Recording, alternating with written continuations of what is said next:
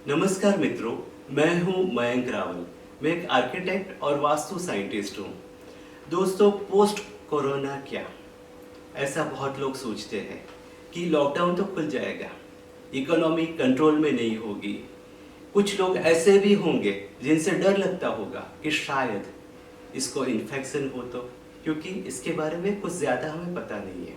तो कोरोना के बाद क्या, वो सोचना बहुत ही ज़रूरी है, क्योंकि एंग्जाइटी ज़्यादा होगी, थोड़ा डिप्रेशन भी होगा, कॉन्फिडेंस कम हो गया होगा और ख़ास करके इनसिक्योरिटीज़ बहुत होगी कि अभी क्या, काम करने के लिए लोग आएंगे या नहीं, सब कुछ खुद ही करना पड़ेगा तो कैसे मैनेज करेंगे, जॉब और घर दोनों को कैसे निभाएंगे, और सबसे ज़्यादा फाइनेंशियल चीज़ें, मन, तन और धन, तीनों की इनसिक्योरिटीज़ जो है एक साथ में होगी। किसी को मिलने के लिए घबराएंगे, दोस्तों से फ़ोन पे ही बात कर लेंगे क्योंकि ऐसा लगेगा कि शायद मिलेंगे तो कुछ हो जाएगा, यानी नेगेटिविटी बहुत होगी। तो ऐसे टाइम में सबसे पहले तो आपका जो घर है उसको पॉजिटिव करना बहुत ही ज़रूरी है। सारी दुकानें खुल गई होगी तो वहाँ जाके गूगल का धूप ले आइए। घर में, पूरे घर में सुबह और शाम गूगल का धूप स्प्रेड करते रहिए। एक ये बात बहुत ही ज़रूरी है। दूसरी बात है कि ये जो आम के पौधे होते हैं, आम के ट्रीज़ होते हैं, उसके पत्ते इकट्ठे करो, उसका तोरण बनाओ और हर बृहस्पतिवार यानी गुरुवार को अपने मेन डोर के ऊपर वो तोरण लगा दो। उससे घर में पॉजिटिविटी ज़्यादा फैलेगी। घर में जब पोछा लगे तो उससे पहले पानी के अंदर थोड़ा सा नमक डाल दो और फिर पोछा लगाओ। ये छोटी छोटी चीज़ें हैं लेकिन वो बहुत बड़ा काम कर सकती हैं।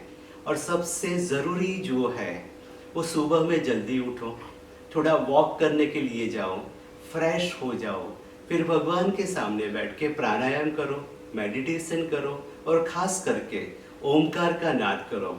अभी आपको ये लगेगा कि ओमकार क्यों करना है, ये नाद तो किसी एक धर्म के साथ में जुड़ा हुआ है। तो मेरा ये मानना है कि ओमकार का जो नाद है ना, वो ब्रह्मांड का नाद है, पूरे विश्व का नाद है।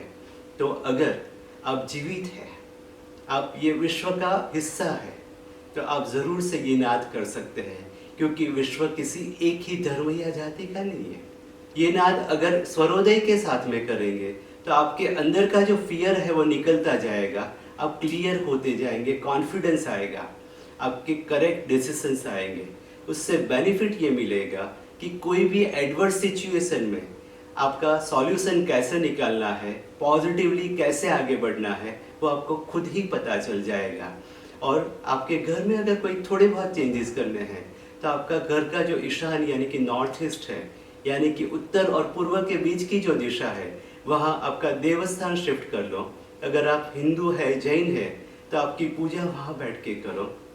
अगर आप मुस्लिम या क्रिश्चियन हैं तो आप वहाँ बैठ के आपकी आराधना ज़रूर से कर सकते हैं। दूसरे धर्म वाले जो भी है वो भी वहाँ बैठ के आपका मेडिटेशन करना है, या तो आपके ईश्वर को याद करना है, या तो उनके ब्लेसिंग्स लेने हैं। उसकी जो प्रक्रिया है, अगर नॉर्थ ईस्ट में बैठ के करेंगे तो उसके बेनिफिट सबसे ज़्यादा मिलेंगे, क्योंकि साइंटिफिकली ये प्रूव हुआ है कि नॉर्थ ईस्ट यानी कि ईशान जो है, वहाँ से इलेक्ट्रोमैग्नेटिक पावर्स जनरेट होते हैं। और अगर पॉजिटिव पावर्स जनरेट होते हैं तो कोई भी पॉजिटिव एक्टिविटी वहीं पे बैठ के करनी चाहिए ना। उसमें तो साइंस भी है, लॉजिक भी है, तो उसमें डरने की क्या बात है।